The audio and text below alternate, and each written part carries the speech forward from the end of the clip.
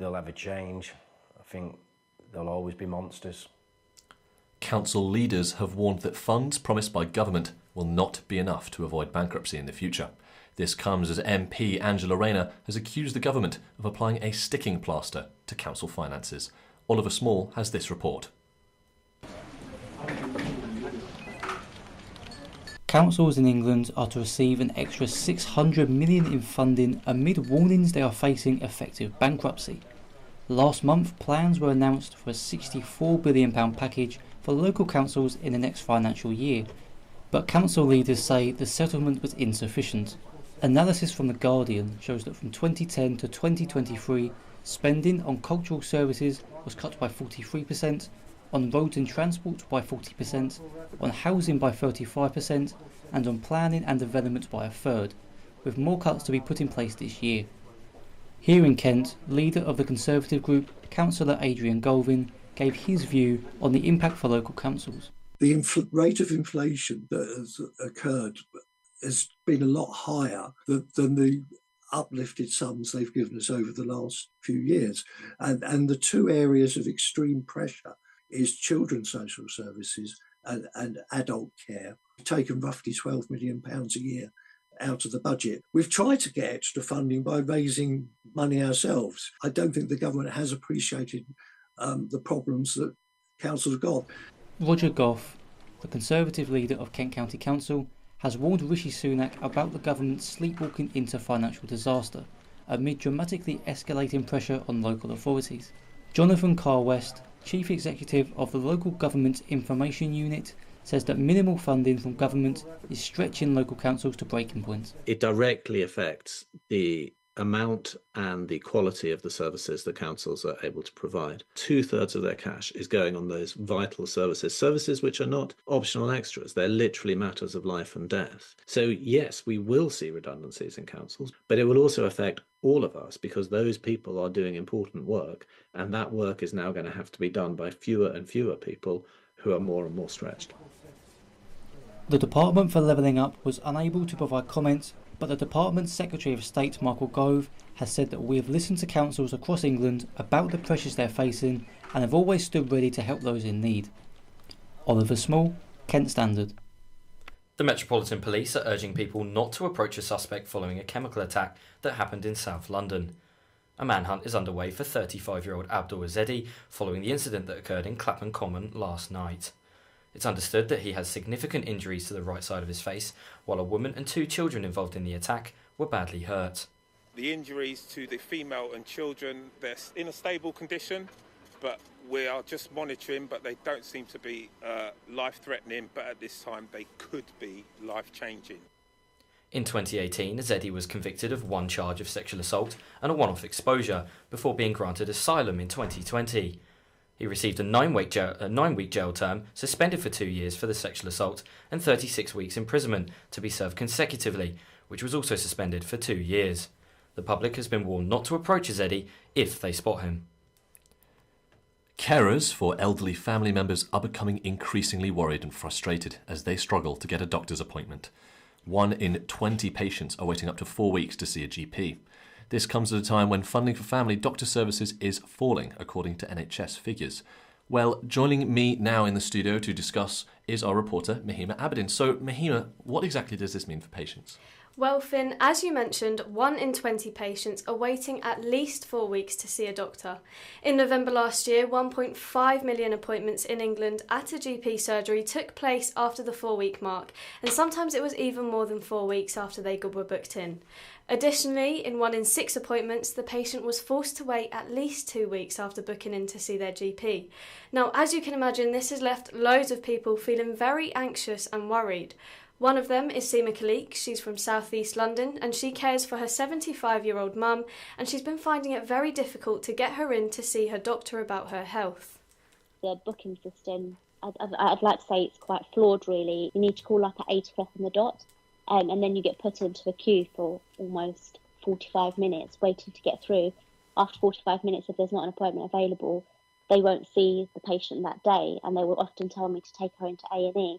Now, as you can imagine, having an elderly mother with mobility issues, taking her to A&E on a regular basis is not it's not a viable option.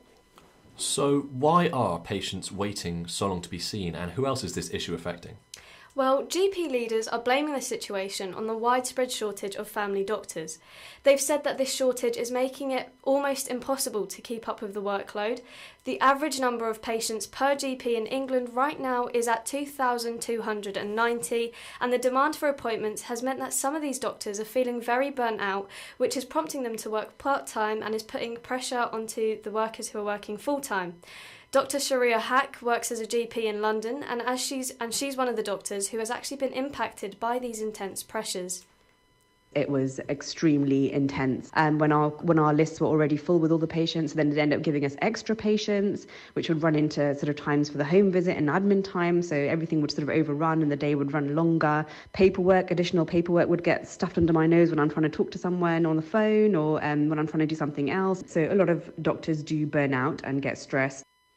So what's happening now? What are the government doing about this? Well, the Department of Health and Social Care says it's committed to improving access to GPs. It says it's now delivering 50 million more GP appointments per year, and most recent data shows that GP funding has actually increased in real terms by 19% between 2017 to 2022. But GP leaders are still calling on the government to do more as they're struggling to keep up with the workload and they're struggling to meet patient demand. Thank you so much for joining us, Mahima. Peel Water's proposed Basin 3 plan has sparked concerns among dockyard employees who anticipate significant impacts for local businesses and the community. Meanwhile, landowners highlight the potential benefits the strategy could bring to the area. Cecilia Kung reports.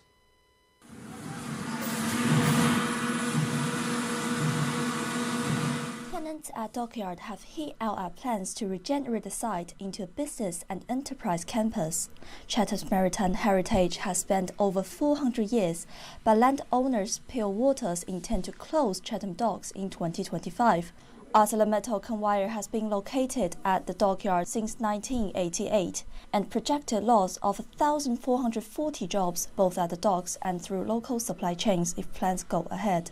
Managing Director Matt Brooks says current plans could spell the end for many companies. I think the plan for Basin 3 is not ideal for the local community. The company that I work for has got many investment plans that can take place in the future. As long as our facility remains as it is.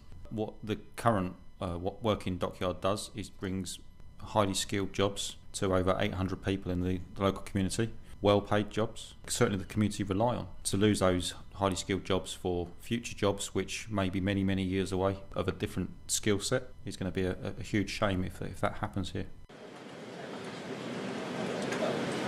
Peel Water expects the regeneration of docks to create a minimum of 2,000 jobs and 4,000 new homes in the area, as well as deliver more sustainable and energy-efficient buildings, whilst boosting education. Redevelopment aims to bring together key areas across Midway, including St Mary's Island, Gillian Pier and Rochester. Executive Director for Peel Waters, James Whittaker, has called on campaigners against the proposal to consider the opportunities renovation will provide. Let's embrace change. Everything is positive. You're creating more jobs, better investment, regeneration, better connectivity, more opportunities for businesses to want to grow, and in industries that actually will help complement the whole of Medway in terms of what the policies they're looking to adopt in terms of creating a sustainable business and a community for everyone. The plans have now been validated and are awaiting a decision from the council, following a period of public consideration and analysis from planning officers, with council leader Vince Maple meeting with tenants and Peel Waters last week. Further dialogue between the two parties will continue. Cecilia Khan, Kent Standard. Recent figures have shown the number of children using vapes in the past 3 years has tripled. It's just been announced that disposable vapes will be banned in the UK as part of an ambitious government plan to tackle the rise in youth vaping and protect children's health. So what does this mean for vaping and smoking as a whole for our country? Sammy Cage has this report. Prime Minister Rishi Sunak has pledged to create a smoke-free generation as use of disposable vapes among younger children is rising, with 9% of 11 to 15-year-olds now using them. The ban is said to commence by the end of 2025, and the measure comes as part of the government's response to its consultation on smoking and vaping, which was launched in October last year. The government recognises that while vaping can play a role in helping adult smokers quit, children should never vape. Vaporettes is a vape store based in 11 locations around Kent, and they gave us their thoughts on this new measure. We've got a massive problem now in this country with adults buying their children vapes. It happens a lot. We've barred people from here because we see it happen. So they're silly, they come in, they buy an half bar, they walk out there and give it to their 12-year-old kid. You're not coming back. Right, that's how it goes. We've done really well at getting people away from these. We've been saying it for a long time. These are rubbish. They're not great. Environmentally, financially, and like I say, in terms of getting away from smoking or nicotine in itself, they're just not good. The government has so far stated that this ban is primarily targeted towards the misuse of vapes within children and will not affect adult vaping as a reason to stop smoking. However, to what extent are we meant to believe this is as far as the government want to go? The long-term health impacts of vaping are unknown, and the nicotine contained within them can be highly addictive, with withdrawal sometimes causing anxiety, trouble concentrating and headaches. So the question is this just the first few steps towards vaping being banned as a whole? Vaporettes share their concern for adults who rely on electronic cigarettes and their worry regarding what these bans might lead to. There's a lot of people vape in the UK. It's a massive industry. I'm not the only person that works in it. There's hundreds of thousands of us. So to then take that away, take away the choice from people is slightly fascist in my opinion. But then to also start looking at dismantling a massive industry, because it is quite scary as well. We've also got the Smoke Free Britain campaign, which the Tories signed us up to, which is great, it's wonderful. So to then say, okay, we're going to restrict vaping and want to have a smoke-free society is a bit of a juxtaposition to me, a bit of a weird one. They need to put restrictions in place and licensing, and you should be trained and know what you're talking about before you sell these things to anyone. 69% of current vapers aged 11 to 17 in Great Britain are using disposable vapes, which is up from 7.7% in 2021. These measures are also following the government having already announced a ban on selling tobacco products to anyone born on or after the 1st of January of 2009. Pharmacist at Cheadle's Pharmacy in Whitstable spoke on why disposable vapes are so bad for your health. The main worry will probably be sort of lungs and heart. As well as circulation potentially. There's a lot of evidence as to what cigarette smoke does to you. Some of these do contain nicotine, so obviously they can act down the same line. There are also very serious environmental concerns over disposable vapes, with over 5 million either being littered or thrown away in general waste every week. And this has quadrupled in the last year, according to the Department of Health and Social Care. It's now on whether the government wants to stop the restrictions there or feel it's necessary to continue to restrict vaping and what impact this will have on our country. Sammy Cade reports. And joining us in the studio to discuss this new vape legislation is student and smoker Mahadul Khan. Thanks for being here, Mahadul. Thanks for having me. No worries. So first of all, what is your immediate reaction to the ban on disposables? And is it something that's going to affect you or a lot of people that you know in terms of your friends? I think that banning disposable vape is not such a great idea because vape were produced in order to reduce smoking. So instead of just banning vapes in general, isn't it better to ban both vapes and cigarettes, which would just could reduce the causes of smoking and lung cancer? But the second question, yes, I think it will affect me and my friends for the short term. But after we get accustomed to not vaping or smoking, we will be fine. But in terms of children, the likes that are 15 years old now that are never going to get the opportunity to vape, surely that's a good thing. That is definitely a good thing, yes. They will not be addicted to those kind of substances and they will be able to live a clean, at least in terms of their lung, would be clean. Yes, I think that's a good thing. So when you say lungs being clean, does that mean it's something that you wish you'd never picked up on as a child yourself? Indeed, yes. Because I realized that after I started smoking and vaping, I had a bit of chest problems, some kind of medical issues and those kind of things, which I do not want any children to go through, which I believe is mainly due to vaping. So in terms of anyone else you know that vapes, is there anyone that you have seen have those health side effects from it? Yes, actually one of my friends had to go to an emergency treatment hospital because he was, he had to be treated with, I cannot remember the exact medical term, but it had something to do with lungs, and the reason why is mainly because his lungs are not functional due to vaping for so many years. And is that something you think that he should just cut out immediately, or do you think, as with a lot of people that get addicted to these things, very difficult to quit? I tried, many of my friends tried to make him quit, but unfortunately he's very much addicted to the substances, and we couldn't do anything to stop him.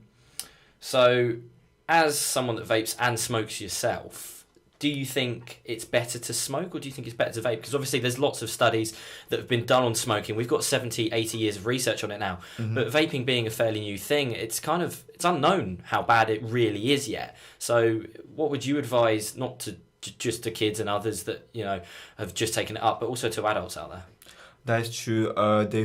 We haven't seen many side effects of vaping, but I think that vaping in general is more addictive than smoking, because it's so much more easier, it's so much more convenient. You just pull up a vape, smoke it, and vape it, and that's it. Whereas a cigar, you have to light up, and they're quite expensive compared to vapes. And allegedly, one vape, so 600 pounds of vape, is equal to a pack of cigarettes, which people can finish within half a day. And you briefly mentioned there about vaping being a more affordable way of getting that nicotine rush. Do you think that's part of what the problem is? That it's so accessible and it's so cheap for everyone? Yes, that is mainly the issue. It's it's much cheaper than cigarettes. I think it's like half the price of like a pack of cigarettes. So a lot of people can afford it, and they can afford it more in the long run too. So they can buy it weekly and daily. They don't really have to budget anything around it. Also, it's much easier to get, I think, because like now every local store has it. Absolutely. Thank you for joining us to chat about vaping today. It was great to hear your story, Mahadul, and we wish you all the best. Thank you very much. Now, 6 months ago, Thanet Parkway emerged as Kent's newest station in 8 years, designed to enhance connectivity between East Kent and London. But this £44 million project has not been without its challenges, as it continues to spark controversy from many. Naomi Greenaway has this report. Well spent. 6 months after opening, passenger numbers at Thanet's brand new station have surged by an impressive 40%, with an average of 260 passengers entering and exiting daily. Yet the station has faced criticism for exceeding its £11 million estimate. Kent County Councillor Barry Lewis questions KCC's large investment into the station, which he claims hasn't brought the promised prosperity to Thanet. There are 5,000 people using Thanet railway stations, 8 of them including Thanet Parkway, and only 130 of them are used in Thanet Parkway. So roughly 2%. Why spend £44 million on a virtually empty railway station when Kent County Council are cutting vital services like road repairs, bus services, adult social care? Despite these claims, many passengers are grateful for the new transport link. I believe the Thanet train station is actually very beneficial for the community. The Thanet train station gives people like me who live outside of London the opportunity to commute. You know, having more transportation links via the train, I think, is becoming increasingly prevalent and more important. It's really important that I can use the train to make sure I can stay connected and travel into London for work, but also to see friends and things like that. So when the train services are down, I definitely notice a big impact on my journeys and planning my day and week. The rail company South Eastern has reported an upward trend in customer numbers in the new station, with almost 35,000 journeys recorded in December. Andy Commons, Passenger Services Director at South Eastern, remains optimistic about Thanet Parkway. What we've seen is actually passenger numbers are increasing there. We're on track for our first year target. We're about 6 months into the year since it was built, and we're about halfway to target. So we're pretty comfortable with where we are. But there's definitely more we can do, and we want to continue to do that. Actually, providing more choice, more opportunity, and more access to public transport is completely the right thing to do, and we're happy to be part of that. In response to the criticism, Kent County Council defended the station as an investment for the future. In a statement, KCC said, "We are pleased that usage of Thanet Parkway continues to grow in line with our expectations. We have always been clear that the station is an investment for the future, delivering on KCC's key ambition to provide infrastructure first before development." Despite the ongoing challenges, Thanet Parkway stands as a new station. Naomi Greenaway, Kent Standard. The cost of car insurance has reached a record high, with young drivers paying up to £3,000 per year. But some are finding ways to cut the costs as they struggle to afford their premiums. Mahima Abedin finds out. For young drivers who are racing to get behind the wheel, the rising cost of insurance might just get in the way. Irene Antonio is 20 years old, and when she passed her test back in December, she thought it would open up a new door to freedom. But instead, she finds herself in financial difficulty as she struggles to afford her premium.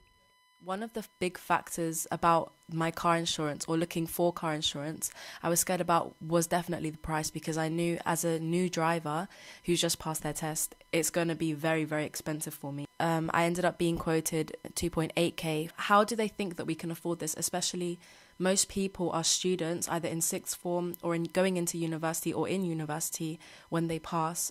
And I don't know how they find it acceptable to be charging these high prices. While car insurance is at a record high for drivers of all ages, close to £1,000, drivers aged 17 to 20 are bearing the brunt of the increase, as they are being quoted around £3,000 a year. So why is it so high? Tim Fiffield is a driving instructor based in Kent. Statistics show you that young people in that age bracket are more likely to have a crash or make a mistake in their driving for some reason. So that's probably the reason why insurance is so high. Insurance companies tend to obviously base it on level of risk. So if young people are statistically more prone to crashing and making mistakes, then that's obviously the risk they're going to look at and charge accordingly. But these high costs have led to some young drivers taking the wrong route as they become tempted to commit fraud.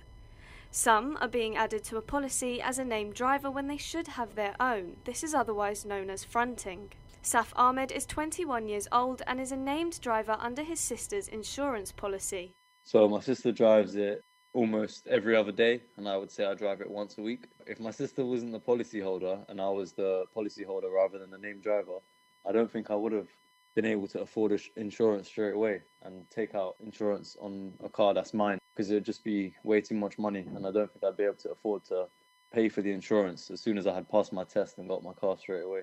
According to a recent survey by the Insurance Fraud Bureau, a quarter of 18 to 24-year-olds would find it acceptable to lie on an insurance to save money. But it warns that this is illegal, and any clear evidence of fronting could result in a criminal conviction. Mahima Abedin for Kent Standard. In other news, Medway Council will buy 150 properties to house families who find they might not have a roof over their heads. The authority will operate the temporary accommodation, which will cost a total of £42 million rather than paying private landlords. Nashaba Khan, who is responsible for housing and property in Medway, has said she wants to find a solution where the council won't have to rely so much on the private rented sector. There were increased rates of homelessness across Medway in 2022 and 2023, with nearly 4,000 requests for assistance, a 42% increase from 2020 to 2021. Medway Council tested the scheme last January and bought 20 properties totalling at £5.6 million. It's becoming increasingly very, very expensive to lease or rent that accommodation in the private sector. So that budget for providing that temporary accommodation is a huge expense for the council.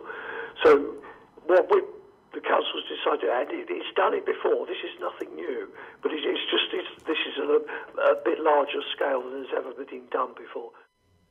Student life has been disrupted as the University of Kent changes bus providers in response to ongoing problems on the A2. The change has brought great disruption to student life, leaving some stranded miles away from their accommodation. James Hill reports.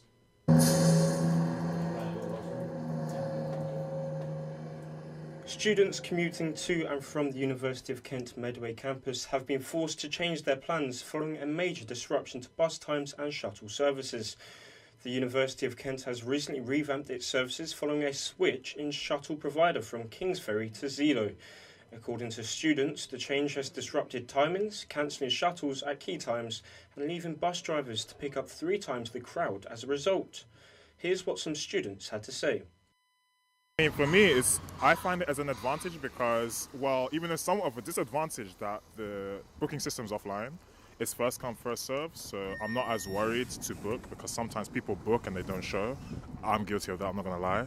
But at the same time, it's a bad thing because if it's full, it's What it is, I've got slight mobility problems as well. And what it is, trying to get on and off the bus and the assistants and things like that, it's just terrible sort of thing.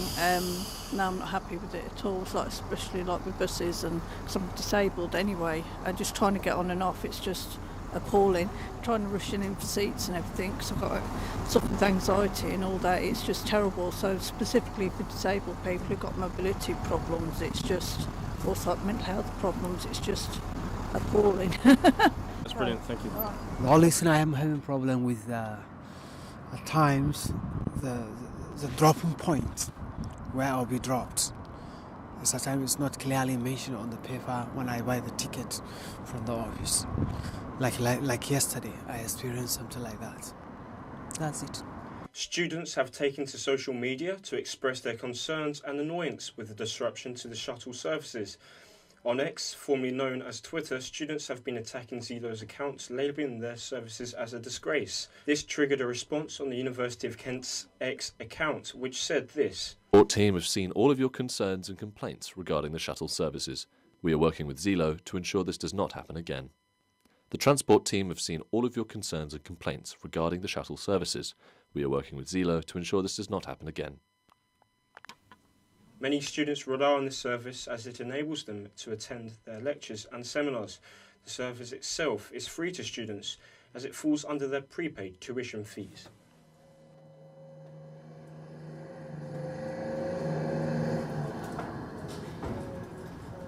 Now, the University of Kent has come under scrutiny after news that financial troubles have forced them to make several cuts for both student and staff. Up to 9 courses could be erased from the curriculum, including the renowned journalism course. Lecturers' jobs are also under threat, with a consultation in place and the first staff being let go in July. Now, I'm here with Brendan Papp. Brendan is a second-year international student who is on the Journalism Bachelor's. Thanks for being here, Brendan. Thank you for having me. No worries at all. Now, first off, what attracted you to the course at first, especially since you're an international student? Well, the proximity to London was a huge thing for me, and not only that, being in such a historic city like Canterbury and having the NCTJ diploma were all things that really made this a one-of-a-kind location for me to go to. And without the NCTJ diploma, I don't think I would have come here, but with that accreditation, it really made it a no-brainer, and I really didn't consider anywhere else after I learned what the NCTJ would provide for me. The NCTJ, that is the National Accreditation for the Training of Journalists. It's interesting you mentioned Canterbury. I was going to bring that up. So the University of Kent has 2 campuses. Their Canterbury campus, their Medway campus. And at the Medway campus, journalism is one of very, very few courses. It's a small campus. Did you know you were going to Medway when you first applied? Absolutely not. It wasn't made clear to me that I was going to be in Medway until I had a meeting. America's time was 4 a.m. and I took a test, and a bunch of the students talked to us, and that's when I found out it would be in Medway. But being an American, I really didn't understand the differences between Medway and Canterbury. And even when doing the research, it wasn't really clear to me what the differences between the two were. And there are a lot of differences between them, would you say? Absolutely. It feels when I'm in Canterbury, it's a very American campus. The campus that's local to me in the U.S. is George Mason University, and it's the most basic American campus that you can really think of. And the 2 campuses in Canterbury and George Mason in Fairfax, Virginia, are very similar. You have the co-op and all those different shops and stuff. It's very commercialized, and as well as the library, there's a cafe that's very easily accessible. Compared to Medway, you really don't get those same options. You get what the university provides for you. You don't get that co-op. You don't get the subway and those types of things. Moving on, I'm aware that you are in a very unique position as a Medway student, as you are the president of one of the societies here. So has that allowed you to kind of see behind the curtain almost at the organisational capacity of the University of Kent? Well, yeah, it's been gone for some time, especially on the University of Greenwich side. So the University of Greenwich and the University of Kent share the hub and student unions here in Medway. And on the Greenwich side, it's been struggling for a very, very long time. They've completely fired their entire financial team. And for the last 6 months or so, they haven't had a financial team. So to us students, we actually haven't known what money that we've had to be able to spend. So money would get spent and then just kind of miraculously disappear. And we didn't know where the money was really coming from at points. And we would, like I said, spend money and start to request it to come back, and it just wouldn't be there. Okay, I believe Shay has a question. Yeah, Brendan, so you talk about the course, obviously, it involves you and part of the journalism course being cut completely, there are rumours of. You personally, how is that going to affect you, your future, and how does it leave you feeling about your decision to come here in the first place? Well, I don't regret my decision to come here in the first place, but now I feel uncertain. There are so many red flags that have been brought up in the last 24 hours about this course, and it's horrible how the lecturers found out, and then, we found out just days later. But we don't know what's really going to happen.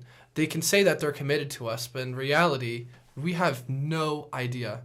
And that's really frightening. I'm really thinking about going to a new university at this point because of how uncertain the future is. And do you feel a sort of betrayal from the University of Kent themselves at the way that they've handled the situation? Absolutely. I think they're bending at their knees at this point to Greenwich and letting Greenwich walk all over them just for a couple of extra dollars at this point, or pounds. So it really is just really unfair on this specific campus, you feel? Absolutely. They've always prioritized Canterbury over Medway. Okay, and so it's I'm being made aware that it's the University of Greenwich taking over the Centre for Journalism and these other Kent buildings. Mm-hmm. What do you think they're going to do with that space? I think they're going to turn it into labs. They've been wanting to turn the sports center here into labs for a very long time, and that it makes just complete sense for them to really do that here in this scenario. Okay, well, thank you so much for joining us, Brendan. I think that might be all we have time for on that chat. Thank you so much for having me. Our next story today. New month, new law. The start of February has seen the latest regulation for XL Bully dogs. Yesterday marked the deadline for owners of the dog breed to register their pets. The new rule means it's now illegal to own an unregistered XL Bully dog, and rule breakers could face prosecution. However, some owners of both dogs and dog-related businesses still have concerns. Our reporter Crystal Nabuna tells this story.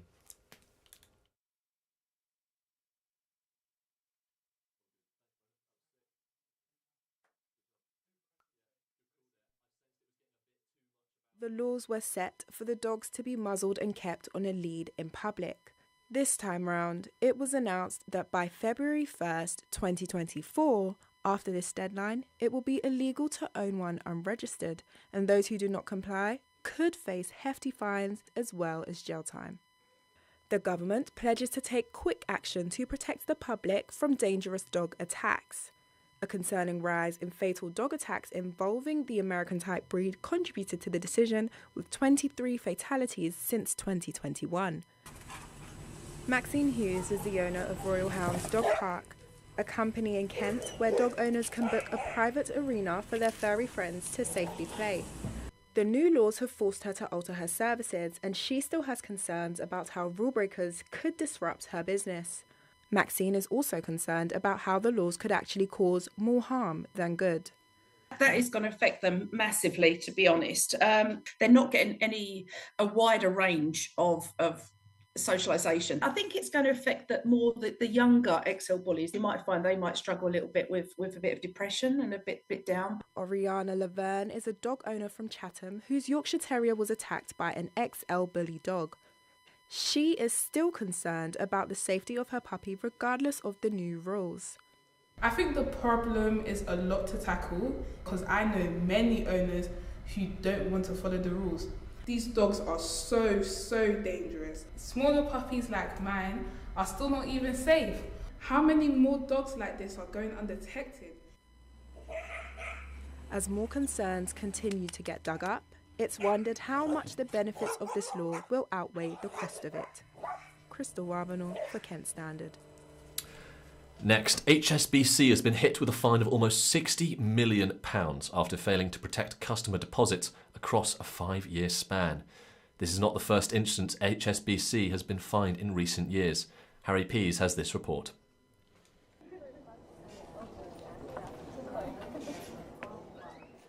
HSBC has been fined £57.4 million after serious failings to protect customer deposits.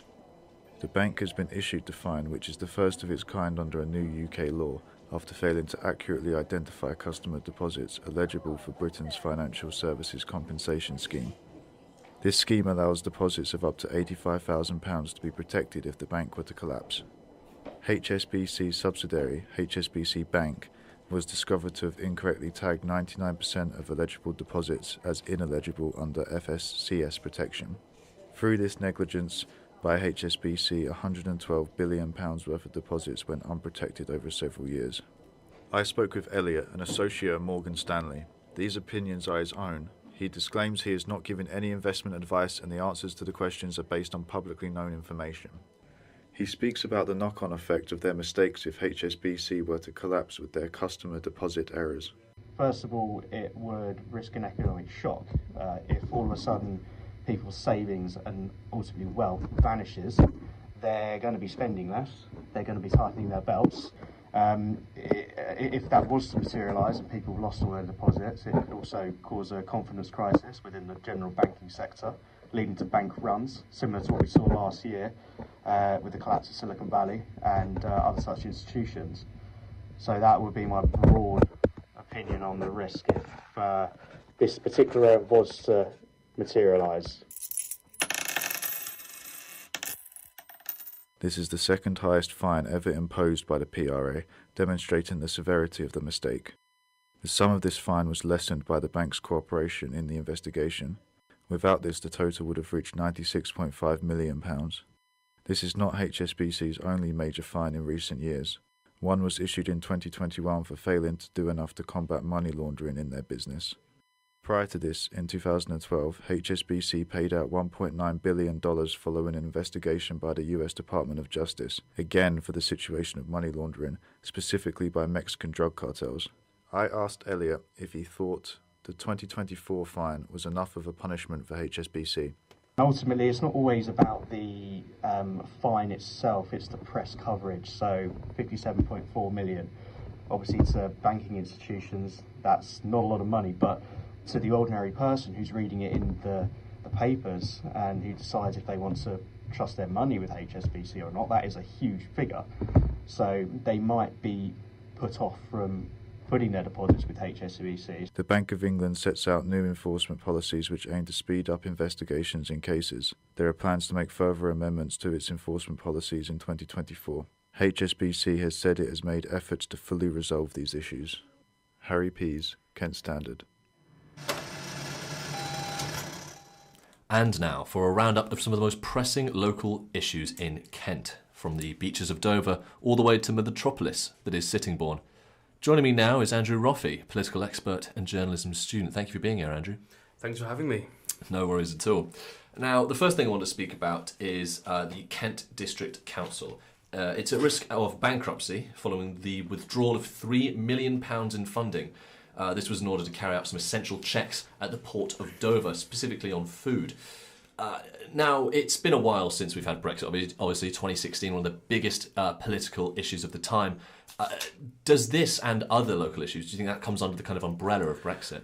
Yeah, absolutely. It seems still that so much of Kent's politics all comes back to Brexit. So, yeah, the council you're talking about was Dover District Council, who are at risk of bankruptcy because there's £3 million of funding has been taken away from them by the Department for Environment, Food and Rural Affairs, or DEFRA.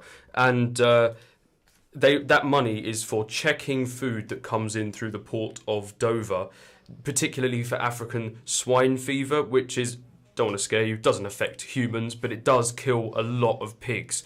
And that money has to be found from somewhere. So Dover District Council are going to have to put up their council tax, and the Labour leader of the council, Kevin Mills, says that for local people to be funding a national service is completely unfair.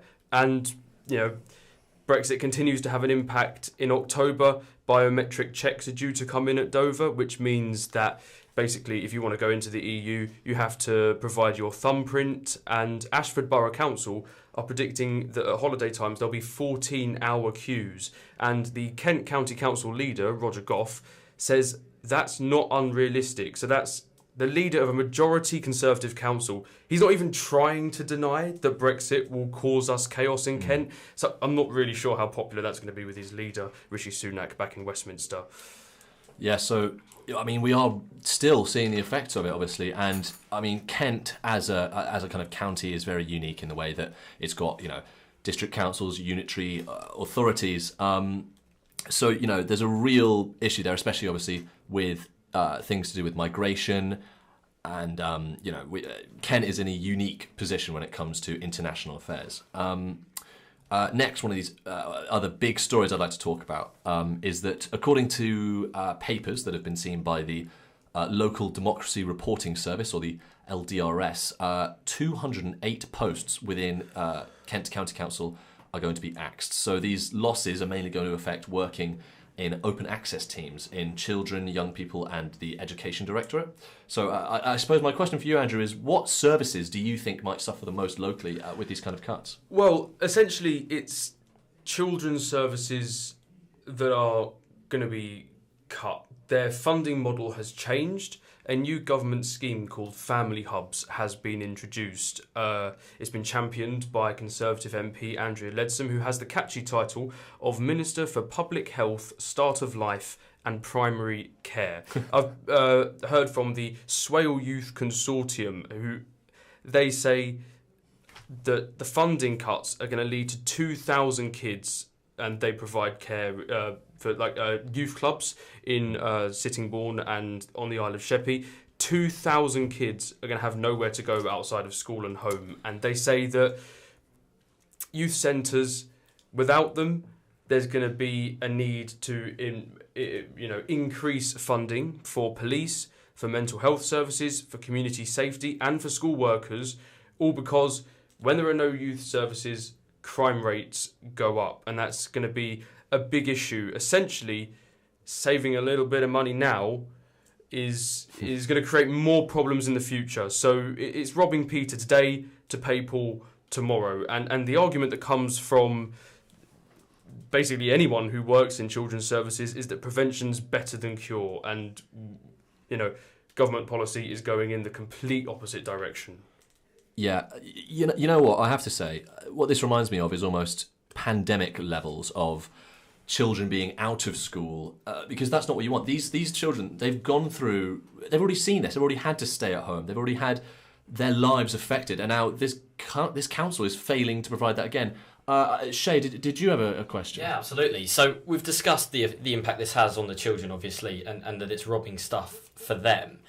Also, on the side of the council's attacks with the parents, it's going to be really difficult for kind of everyone, especially in young families that are struggling to get by in a cost of living crisis, with the council now deciding to increase the council tax. Do you think that's fair on these young families? I mean, no one wants to see their council tax going up, and all of the councils want to do everything that they can to keep it low. But I mean, you look at Medway, for example, which has at the moment the lowest council tax in Kent, but even they are on the sort of list of councils that are at risk of going into effective bankruptcy, which means that there's no other option really, that in the future council tax is going to have to go up, and that is going to affect everyone. And it's particularly now where people's budgets are squeezed more than ever, that's, it's going to have a big impact. Yeah, during cost of living, I mean, this is just more problems than people need at the moment. Now, I know we have already touched on this with our other guest, but I feel I have to ask you as well, because this, I feel, is just still a big story, not just for university students, but for Kent as a whole. I mean, we've seen University of Kent is going reductions with staff and courses, with courses like anthropology, social sciences and journalism to be cut. I mean, you're a student as well. What do you think on this? Well, I'm a journalism student at the moment in my second year, and at the Centre for Journalism at the University of Kent, I've met the most amazing teachers, I've made great friends, I've had the best opportunities, I've done things that I didn't even know existed, opportunities that I never thought I would have, and I wouldn't have that if I wasn't here. And it's kind of gutting to know that in the future there's going to be young people who've had that opportunity taken away from them. Thank you. That's I believe that's all the time we have for today. Very touching stuff, and I think with these political issues, we're going to have to wait and see how those goes. Thank you, Andrew. And now for the sport. Lewis Hamilton has completed a sensational move to Ferrari for the 2025 season, signing a multi-year deal, and will leave Mercedes after 12 years with the team. The Scuderia confirmed the news on Thursday night, and it has left fans and pundits alike stunned by the prospect of the Brit racing in red. Tyler Rowlinson reports. The World Championship record is equalled. Lewis Hamilton is a 7-time champion of the world. It's being called the biggest driver transfer in Formula One history. Likened to the magnitude of Ayrton Senna joining Williams from McLaren in 1994 and Michael Schumacher's return to the sport with Mercedes in 2010, Lewis Hamilton's shock move from the Silver Arrows to Maranello has completely stunned the motorsport world. Officially confirmed by the two teams on Thursday night, the 7-time world champion will join Ferrari in the 2025 season, linking up with Charles Leclerc.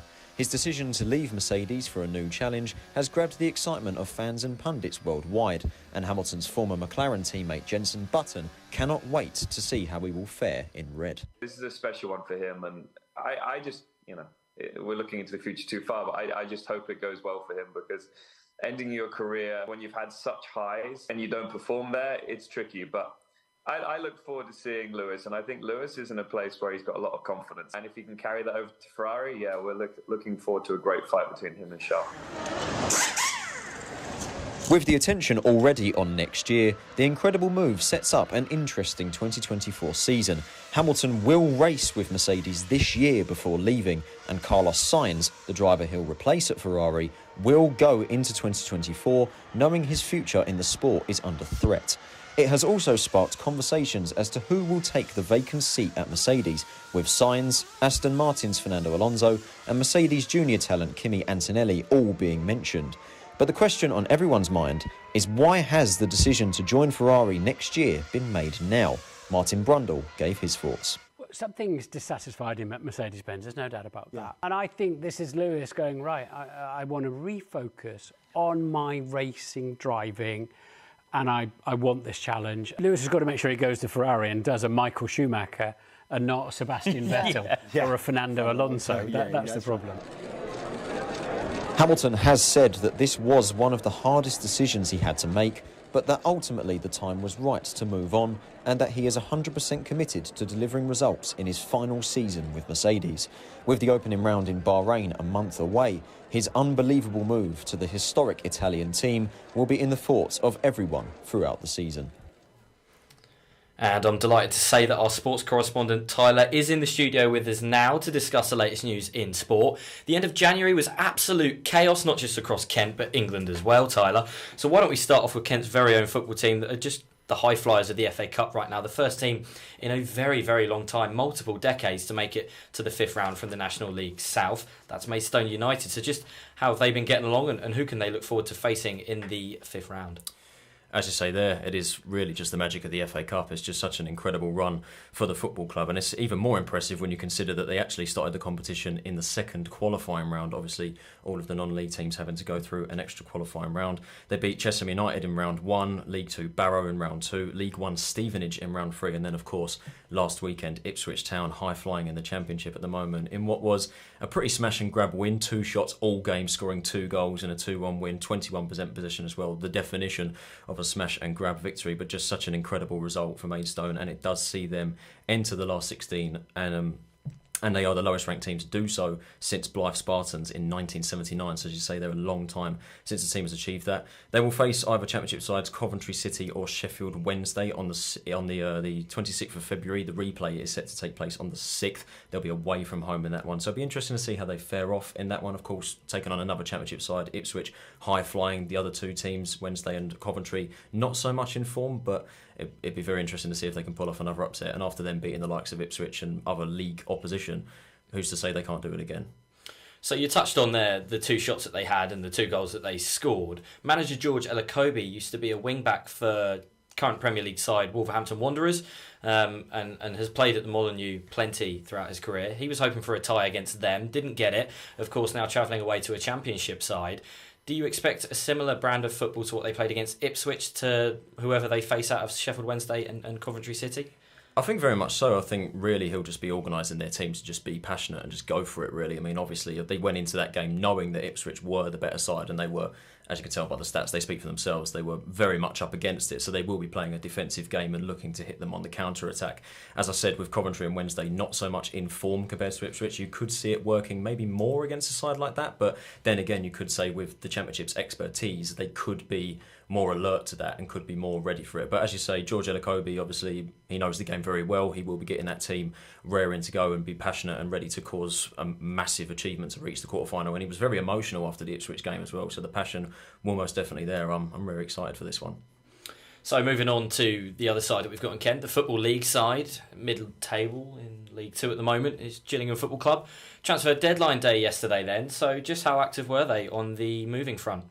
Very busy, and rather surprisingly actually on deadline day, there are a lot of ins and outs in the attacking third. They did actually end up losing quite a lot of their key personnel up front, particularly Macaulay Bonne and Tom Nichols. Bonne moving to League One Cambridge United on loan, which is quite bizarre when you think about it, moving above a division, especially considering the impact that he's had in such a short space of time. 25 appearances, 4 goals and 1 assist. It is rather interesting. He does link up with his former manager Neil Harris, but you would argue that is quite a confusing move, moving a division above. Tom Nichols heading to Mansfield on a permanent deal, I think is a massive loss for Gills, especially considering Mansfield are a promotion rival. Mansfield currently third, fighting for the automatics. Gills just outside the playoffs, 2 points in fact off 7th placed Notts County. Nichols has had such an impressive impact since coming to the club last January. 9 goals in 55 appearances. He had 1 goal this season, so not as prolific, but his presence I believe will still be a big miss. They did replace the pair of them. The first one coming in was George Cabezas Hurtado on loan from Watford. The 20-year-old has represented Colombia at under 20 level, so clearly is a young and up-and-coming prospect and a highly rated talent. However, you have to question as to whether he can hit the ground running, and he will be expected to do that, and whether he can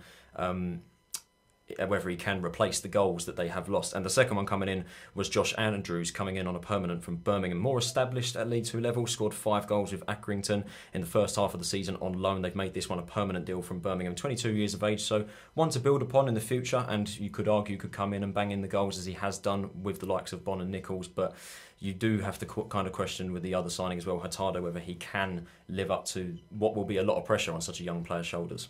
But I think another really key aspect to get across for Gillingham this season has been their lack of goals anyways. Bonne and Nichols, Nichols was out injured for much of the season. And is it really a massive loss to be bringing in an exciting young Premier League player on loan? Obviously international experience as well, which you don't always get at League 2 level.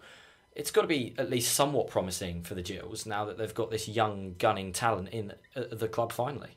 Yeah, you could well be right there. Obviously, as I said, he is a very young talent and will offer some fresh amount of pace and a lot of exuberance going forward. So you could very well be right there. It could be the bit of technicality and a bit of youth that they do end up needing. But as you said there, it has just been a lack of goals for Gills this season. Even when they had such an impressive start to the season, they were winning those games 1-0 consistent, getting the results, of course, but goals has proven to be a problem for them. So it could work one of two ways. It's definitely a risk, but it'd be interesting to see how it does go on in the second half of the season. I just have to cut in and ask, do you think that the Gills' recent lack of success compared to the first start of the season was due to their manager leaving and how that's impacted them? It certainly could have. Of course, Neil Harris, obviously a well-established name in the Football League. I think that many Gills fans were probably happy to see Harris go, considering that the form that he was on kind of took the team as far as he could at that stage. Nevertheless, he of course was, as I said, a well-established name and offered a lot of experience, but it just didn't really work. I think Stephen Clements has come in and he's been a breath of fresh air. Of course, very new to the managerial scene and very much so has kind of galvanised that team a little bit. They are still well within the playoff hunt. As I said, they're only 2 points off Notts County in seventh. So there's still a lot of promise going into the season, but yeah, it's going to be interesting to see whether they can pick up the form, because it's been very clear to see that they have tailed off since the first half of the season. So we've already touched on Formula One. Lewis Hamilton with a record-breaking move of as much as £100 million a year to Ferrari for at least the next 2 years and maybe the option of another one. That leaves a seat at Mercedes. It's a really, really big part of Formula One, a really, really big part of this country. They've obviously got a base in Brackley in Northamptonshire. Who do you think, out of the current Formula One drivers, could replace Hamilton in what has been one of the most coveted seats in the sport for well over a decade? It's a very interesting question and a massive hole to fill, of course, at Mercedes. I think the thing we have to touch upon first is Hamilton will be there at Mercedes next year, and I think you could probably argue that George Russell may take up more of a first driver role this season, and Hamilton may have information restricted from him because he's moving to Ferrari. I think Carlos Sainz has to be one of the first names on that list to possibly speak to. Of course, his future is very much under threat at the moment. While he has been heavily linked with Audi, his immediate future after this season is uncertain, and I'm sure that he will be among that name of potential candidates. Fernando Alonso is one that has been linked highly as well from Aston Martin. He's obviously keeping tabs on Aston's progress going into the season. One that could potentially come through, but with Aston's form last season or the first half of the season, there's certainly promise there, so he could well make the move there. And then, of course, the big one that we've been talking about, that's been spoken about in the news a lot, the return of Sebastian Vettel. Whether that is going to come into fruition, we're not sure. Toto Wolff did confirm talks with the four-time world champion, so it would be very exciting if Seb was to come back into that seat and become who will most certainly be another title contender again. Whether he'll challenge to Max Verstappen this season is another question, but there's certainly a lot of talent on Mercedes' books that they can look at, and it'll be interesting to see who does end up there come 2025. So it was the first night of one of Britain's most popular sports of the year so far in a competition, the Premier League darts. It was in Cardiff. Who came out on top then? It was Michael Smith who came out on top in the first night in Cardiff. He absolutely demolished local hero Gerwyn Price 6-2 in legs. But the talk of the night once again was the sensation Luke Littler. He was absolutely incredible once again. Got revenge off Luke Humphries in the quarterfinals, winning 6-2 on legs with a over 100 dart average. He bettered that in the semi-finals against Michael Smith, getting a 105 dart average, but unfortunately narrowly missed out with a 6-5 defeat. And Smith, of course, went on to beat Price. But the hype is still very much there with Littler. He's in the form of his life. He's only 17. He's still got a very young and prosperous career in darts, and most certainly will be a world champion. But it's definitely the perfect start to the competition, and the second night is set to kick off on the 8th of February in Berlin with Nathan Aspinall taking on Michael van Gerwen. Littler will take on Rob Cross. Smith will take on Gerwyn Price, and Luke Humphries will face Peter Wright. So it's the Six Nations starting tonight. Obviously, one of the most popular rugby tournaments in Europe. Could you just give us a quick look at who's playing and who to watch out for? So tonight we have France versus Ireland in Paris in what is arguably the biggest game of the championship, as the two teams come into this as the clear favourites. However, they both come off the back of a disappointing World Cup campaign. They were both eliminated in the quarter-finals, France losing to South Africa, who went on to win the competition, and Ireland losing to New Zealand. As a matter of fact, Ireland have never made it past the quarter-finals. That's a very interesting stat there. They both have key absentees missing as well. Antoine Dupont missing for France and Johnny Sexton missing for Ireland due to retirement. It's going to be an interesting game. Both teams out of form after World Cup success, but they do come into this as favourites for the competition, so it'll be interesting to see how that game goes tonight. Thank you for the sport roundup there, Tyler. And that is all from us here at Kent Standard. But just before we go, we thought we'd highlight some local events happening across Kent. So this Friday, it's the Beer Festival in Tonbridge. Shay, what would you say your favourite beer is? God, there's multiple, isn't there? There's so many to choose from. I think at the end of the day, you could go with a Belgian Stella, you can go with a Scandinavian Kronenberg, anything. Do you know what, Tyler? I mean, I know you like your Australian Fosters, so heck, even that's on the table. But yeah, that's this Friday, and also from Saturday as well. So if anyone wants to pop down tomorrow, if they've missed anything today, that is still going on tomorrow as well. And that is all from us here at Kent Standard. But before we go, today marks the second day of February, also known as Time to Talk Day. Please call the Samaritans if you are struggling. Thank you for listening. Please follow our Twitter, Instagram, and any other socials. That's it from us here. Please tune in next time. Goodbye.